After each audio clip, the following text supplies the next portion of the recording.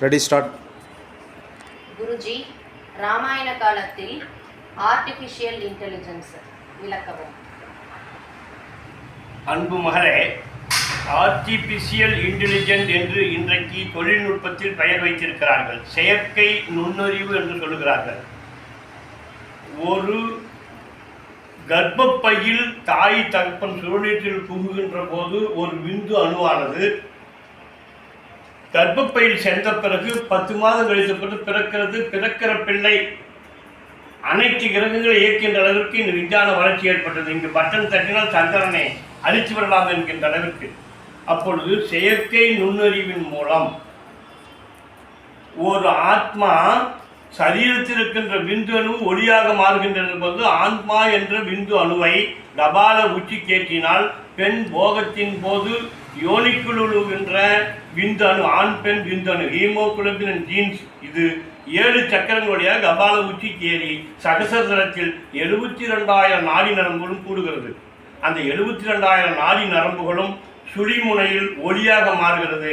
அந்த ஒளியாக சுழிமுனையில் மாறுகின்ற போது தூரத்தில் நடக்கின்ற காட்சியெல்லாம் இன்றைக்கு ஜியோ போன், பிஎஸ்என்எல் போன், ஓடோ போன் என்பதில் உங்களுக்கு சிம்மை போட்டு சிம்மில் போனுக்குள் சிம்முக்குள் பேட்டரி, பேட்டரிக்குள் ரீசார்ஜ் பேலன்ஸ், டவர் இருந்தால் உங்களுக்கு எப்படி உட்கார்ந்த இடத்தில் போனில் பார்க்கிறீர்களோ அது போன்று பார்ப்பது தான் ஆர்டிஃபிஷியல்.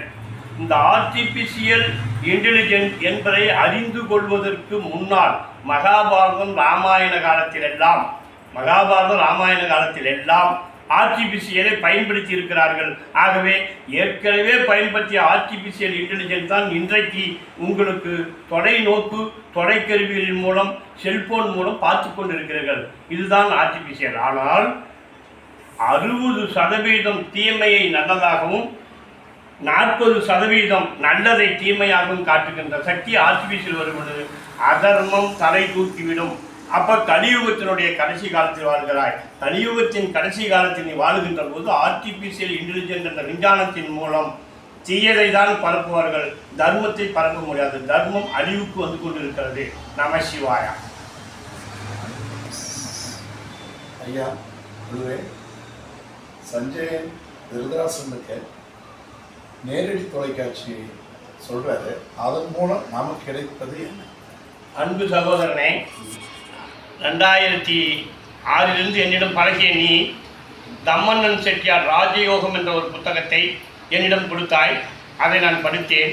அதில் அந்தரங்கம் என்கின்ற ஒன்றில் பரியங்கா யோகம் என்கின்ற பரியங்கா யோகம் குண்டலினி யோகத்தின் போது விந்து நிலையானது, விந்து நிலை தனை அறிந்து விந்து கண்டால் விதமான நாதம் அது குருவாய் போகும். விதமான நாதம் அது குருவாய் போனால் ஆதி அந்தமில்லாத குரு நீயாவாய் என்று என் குருநாதர் அகசீஸ்வரன் அகம் கண்ட ஈஸ்வரன் அகத்திற்குள்ளே ஒளி.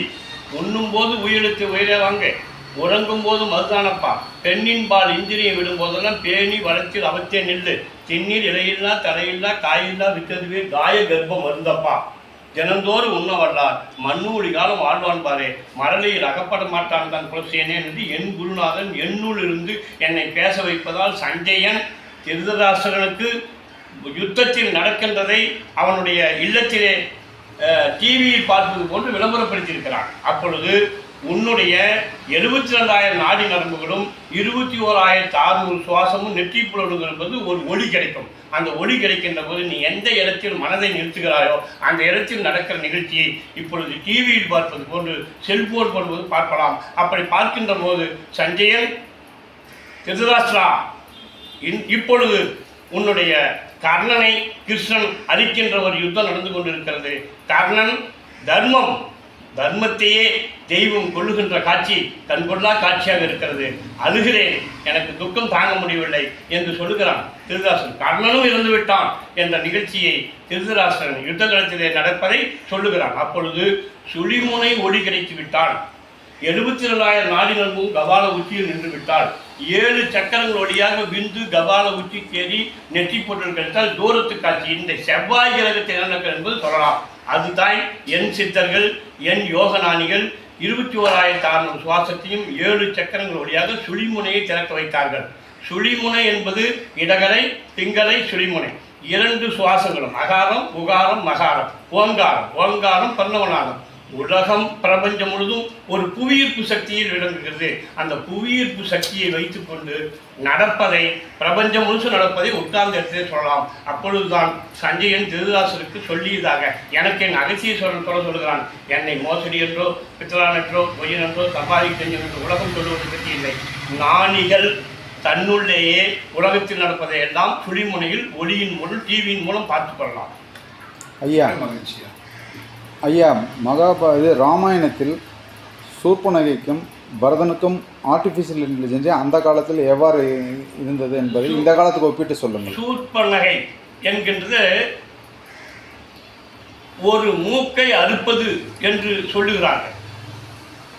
சுவாசங்கள் இரண்டும் சுழிமுனையில் ஒடுங்குகின்ற போது நடப்பதை முன்கூட்டி அறிந்து கொள்கின்ற சக்தி சூர்பனகைக்கு உண்டு. சூர்பனகை அனைத்தையும் அறிந்து கொள்கின்ற ஆற்றல் உடையது என்றால் அவளுக்கு மூலாதாரமாக இருப்பது சுவாசம், வாசி. அந்த வாசியை தடுத்து நிறுத்தினால் அவளுக்கு தூரத்தில் நடப்பதையும் தன்னுள் நடப்பதையும் பிறருக்கு நடப்பதையும் அறிந்து கொள்வதை தடுத்து நிறுத்தலாம் என்கின்ற எண்ணம் மகாபாரத காலத்திலே உண்டு. அப்பொழுது ராமாயண காலம் மகாபாரத காலம் எல்லாம் விஞ்ஞானத்தினுடைய உயரிய காலகட்டம். அப்பொழுது விஞ்ஞானத்தின் உயரிய காலகட்டம் போது எலக்ட்ரோவேவ்ஸ் என்கின்ற மின் அணு காந்த சக்தியின் மூலம் சாயுச்சியம் என்ற தன்னுடைய உருவத்தை நிழல் உருவத்தை ஒளிவேகமாக்கி தூரத்தில் நடப்பதையெல்லாம் கண்டவர்கள் தான் மகாபாரத ராமாயண கதாபாத்திரங்கள். ஒன்றை சொல்லுகிறேன். ஒன்று ஒரு உண்மை. கன்னியாகுமரியில் ஒரு புள்ளி வைத்துவிட்டு காஷ்மீருக்கு ரோடு போடுவென்றால் அந்த வழியில் எந்தெந்த நகரங்கள் எல்லாம் வரும் என்பதை மேனேஜ் பண்ணி ரோடு போடுபவனுடைய வேலை. ஆனால் புள்ளியை வைத்து கோடு கிழிப்பது ஞானியினுடைய வேலை. ஞானி எதை நினைக்கிறானோ அது பிரபஞ்சத்தில் நடக்கும். ஆகவே சூர்பனகைக்கும் நீங்கள் கேட்டது யாரு? சரவணன். அது லட்சுமணனுக்கும் சூர்பனகைக்கும் ஏற்பட்ட அந்த நிகழ்ச்சிக்காக தான் அந்த இதை ஆர்டிபிஷியலாக இன்னைக்கு நடப்பதை அன்றைக்கே காட்டியிருக்கிறார்கள். இதுவே கருத்து. நமசிவாய. மூச்சு பயிற்சி என்பது எப்பொழுது தாய் கர்ப்பத்திற்குள் தாய் தகப்பன் விந்தணு சென்றவுடன் தாய் கர்ப்பப்பைக்குள் ஒரு டீ போன்று அந்த விந்தணு வளர்கிறதோ அப்பொழுது மூச்சு காற்றானது கொப்புளின் மூலம் குழந்தைக்கு காற்று செல்லுகிறது. குழந்தை கர்ப்பப்பையிலிருந்து வெளியில் வருகின்ற போது கொப்புள் கொடி எப்பொழுது கட் பண்ணுகிறோமோ அப்பொழுதுதான் குழந்தை ஆ என்று கத்துக்கிறது. ஆ என்று கத்துக்கின்ற போது வெளி சுவாசம் மூக்கு வழியாகவும் தொண்டைக்குழியாகவும் 7 சக்கரங்கள் வழியாகவும் சுவாசம் போகின்ற போது அந்த மூச்சு காற்று தான் அந்த குழந்தை பிறக்க வைக்கிறது. அந்த குழந்தை பிறந்த வைத்தால் இறைவன் சொத்து, பொது உடைமை சொத்து, அரசாங்க சொத்து என்று சொல்லுகிறார்கள். ஆகவே மூச்சு இடகலையில் சந்திரகலையில் உள்வாங்குதல் 2-8-16 நொடி உள்வாங்கி 4-8-32 நொடி சூரியகளில் சுவாசத்தை வெளியேற்றி 8-64 நொடி சுவாசத்தை நெற்றி போட்டு நிறுத்தினால் உங்களுக்கு சுழிமுனை நாடி திறக்கும். எப்படி திறக்கும்? 7 சக்கரங்கள் வழியாக சுவாசம் கொப்புள் கொடியாக தாய் வழி சுவாசம். அதான் உருதரித்த நாடியில் ஒடுங்குகின்ற வாயுவை கருத்தினால் எத்திய கபாலம் ஏற்ற வழியில் விருத்தரும் பாடலாக மேனியும் சிறந்திடும் அருந்தரித்த நாதர் பாகம் அம்மை பாகம் உண்மையே என்று சொல்கிறார்கள். அப்பொழுது கொப்புள் கொடியை கட் பண்ணி குழந்தைக்கு முடிச்சு போடுகின்ற போது குழந்தை வாங்குகின்ற சுவாசம்தான் வாசி. அந்த வாசியை தான் கீழ்நோக்கி வருவதை மேல் நோக்கி ஏற்றி 21,600 சுவாசத்தையும் சுழிமுனையில் நிறுத்துவது தான் வாசி யோகம் என்று சித்தர்கள் அதிலே அழகாக சொன்னார். என் அகஸ்தீஸ்வரன் சுவாசத்தை உள்ளே நிறுத்து என்று சொன்னார். பதஞ்சலி அருமையாக வாசி யோகம் என்று பதஞ்சலி அதை நிறுவினார். அந்த பதஞ்சலி மகானுடைய ஆத்மா தில்லையம்பலத்து நடராஜன் உருவத்திலே திருநடன கூத்து என்ற ஒரு கூத்து ஆடுகிறது. காஷ்மீர் கதிர்கள் என்று சொல்லுகிறார்கள். காஷ்மீர் கதிர்கள் திருநடன காட்சியை நான் கண்டு கொண்டிருக்கிறேன். விந்து நாகம் அமிர்தம் கபால உச்சிக்கறி உண்ணாக்கில் வருவதை சொல்லியிருக்கிறேன். ஒளியை சொல்லியிருக்கிறேன். இறுதியம் நெருங்குவது நுரையீரல் நிற்பதை கண்டிருக்கிறேன். என் சரீரத்திற்குள்ளே உடலுக்குள்ளே 10 விதமான நாதங்கள், இடி ஓசை, கடலோசை, மாடு கத்துதல், தமாரம் அடிப்பது போன்ற ஓசைகள் எல்லாம் கேட்டுக்கொண்டிருக்கின்றேன்.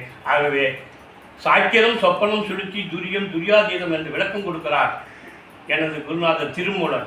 அதன்படி வாசி ஓட்டினால் உங்களுக்குள் இருக்கின்ற உங்களுடைய விந்து அணுவே ஒளியாக மாறுகிறது. ஆண் பெண் விந்து அணுவே ஒளியாக மாறுகிறது.